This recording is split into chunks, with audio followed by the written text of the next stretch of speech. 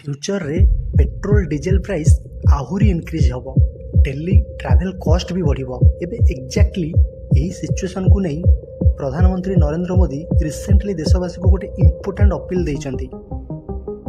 Fuel consciously use करंतु, public transport prefer करंतु आउ अननेसेसरी एक्सपेंसेस अवॉइड करंतु बोली कहिचंती।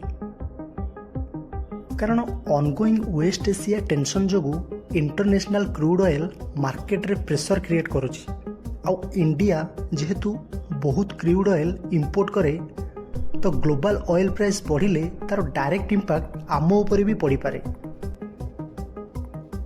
एक्सपर्ट्स माने कहउचंती फ्यूचर रे फ्यूल कॉस्ट उपरे प्रेशर बढ़ी पारे। किंतु गोटे कॉमन पीपल मानक मनरे गोटे क्वेश्चन भी आसुची, जदि पब्लिक को फ्यूल सेव करने को कुहा जाउची ताहले सबु लेवल रे अननेसेसरी वेस्टेज कमाइबा इंपोर्टेंट नुहे कि? कारण लॉन्ग टर्म रे स्ट्रॉन्ग इकोनॉमी पाई कलेक्टिव रेस्पॉन्सिबिलिटी निहाती दरकार। आपण मानकु कोन लागुची कमेंट रे जणांतु।